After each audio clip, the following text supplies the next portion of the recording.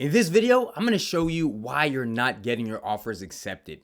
This is one of the biggest reasons you're struggling to get deals, and if you'll just implement this one concept, you will do a lot more deals a lot faster. So what's going on, everyone? Mike Hill, the Wholesaling Titan here, and today I'm exposing a super common issue that I see every day, especially with new wholesalers and my newer students, that's preventing you from getting profitable deals under contract and selling them for five-figure profits. So most of you guys already understand the concept of wholesaling, right? You make an offer, you get a property under contract at a discount, right? Pretty simple stuff.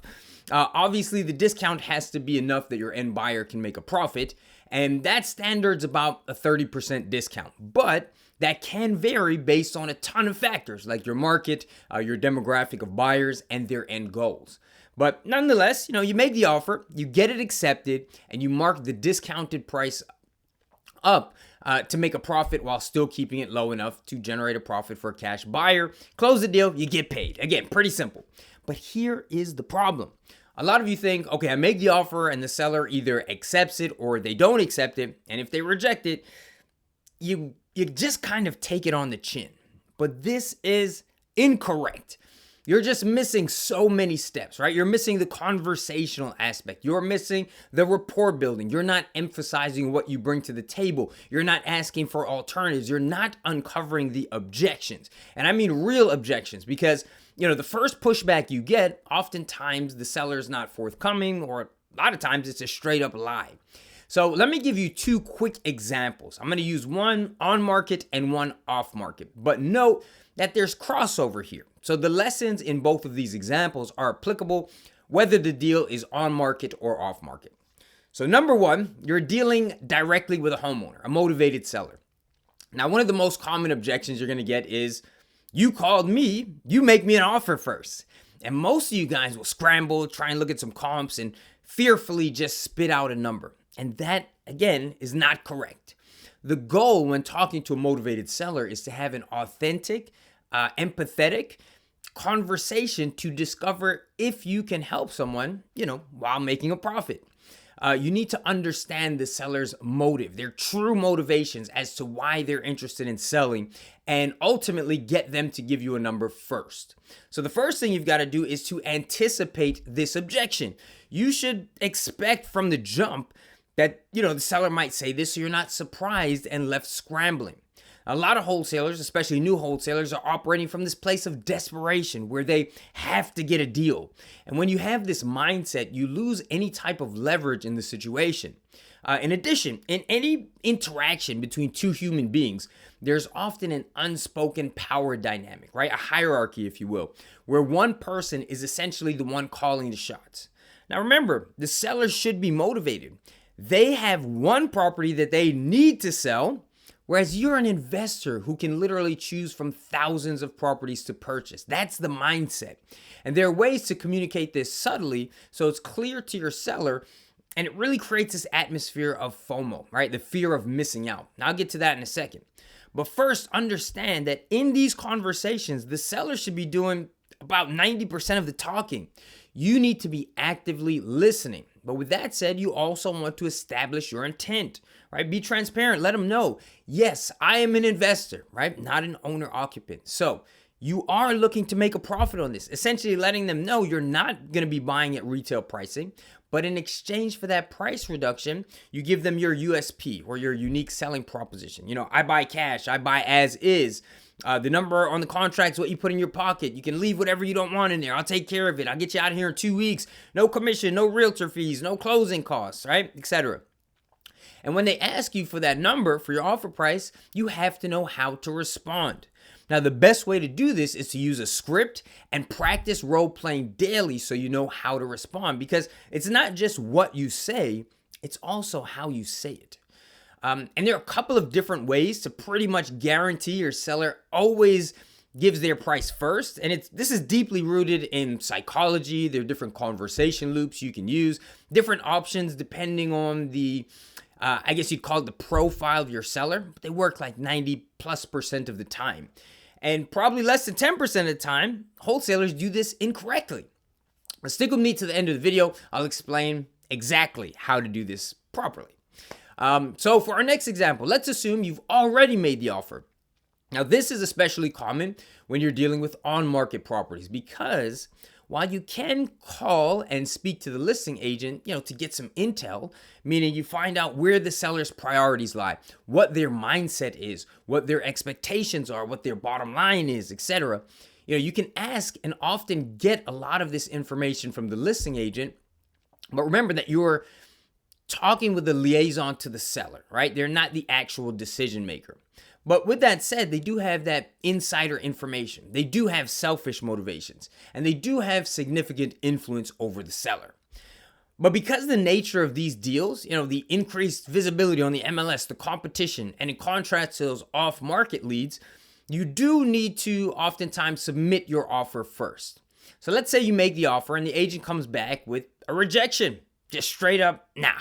Okay, a lot of you guys are just like, okay. But that's not how you do it, okay? You got to keep pushing to ask them why. A lot of people assume it's the price, but it could be your earnest money deposit, could be your assignment clause, it could be your terms, could be your closing date, it could be your credibility or lack thereof. So you want to find out why and probe for this type of intel. Ask questions, like, is there a counter offer? Agents can be skeptical of offers, especially if they're coming in blind or if they're low. So you want to continue the discussion with the agent, especially if I feel there's some level of skepticism or a little bit of pushback.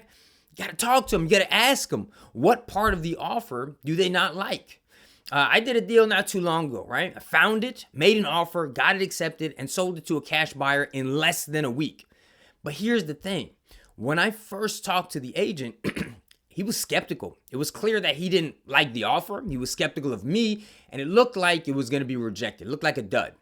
But I called him and I talked to him. And by the time we finished our 15-minute conversation, the guy who probably thought I was a scammer, who objectively didn't like me or my offer, seemed like my best friend, and he even sent me an off-market deal. And that's because of how I simply had a conversation with him. But I said the right things, and that's what you guys got to get good at. So before I give you the breakdown, I'm going to go slightly off topic. I just want to mention this. Guys, as much as I've studied wholesaling and real estate, various mentorships, trainings, thousands and thousands of dollars spent, I've probably studied more sales, more psychology, more human communication, and I probably attribute that more than anything to my success in the business. So, as an example, in a lot of cases, right, something as simple as asking an agent about themselves can easily get you further along in the process of getting a property under contract. Like if you've read How to Win Friends and Influence People or Influence by Robert Cialdini or any book on psychology, you know that people love to talk about themselves. So with this agent, and in so many cases when I'm dealing with agents, in the midst of our conversation, I'll just say something like, oh man, so do you do a lot of business in Fort Pierce? And then they start talking. And just by answering that question, they're going to start to like you a little bit more. And there's nothing inauthentic about this, by the way. Okay.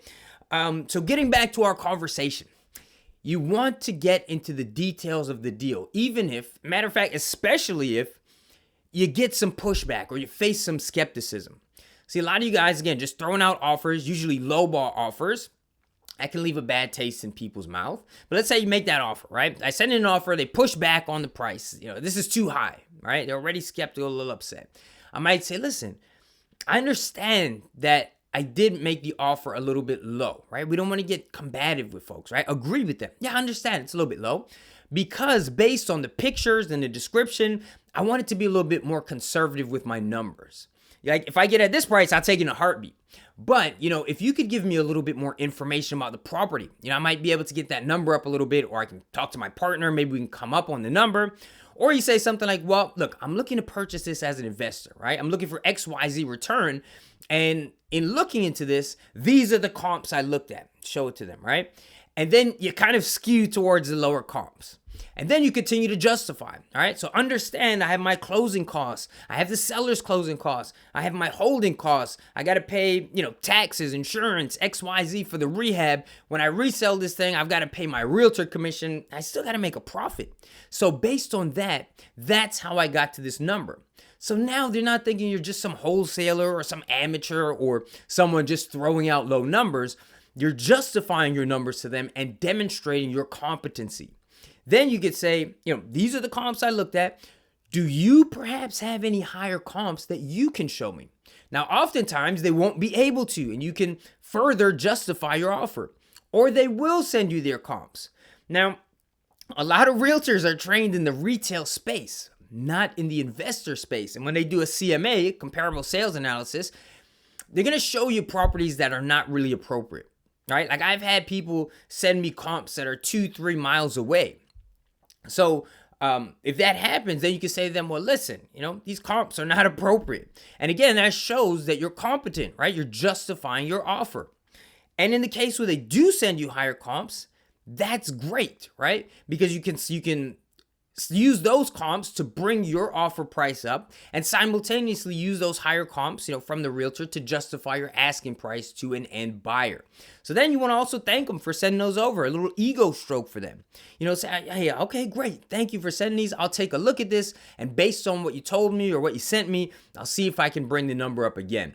And then, bring the number up. And then again, you want to restate your USP, right? That's your unique selling proposition, showing them why it's in their best interest to work with you, right? You're here for repeat business. You pay cash, you buy as is, you're not working with another realtor, etc. And if the deal doesn't work, there's never a wasted opportunity. Because one, you gain valuable intel about the market.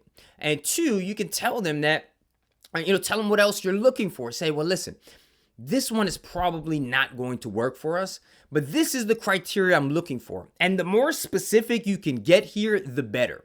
So, like when people talk to me, even as a wholesaler, and they tell me, oh, I buy anything in Florida, I tend to not take them very seriously.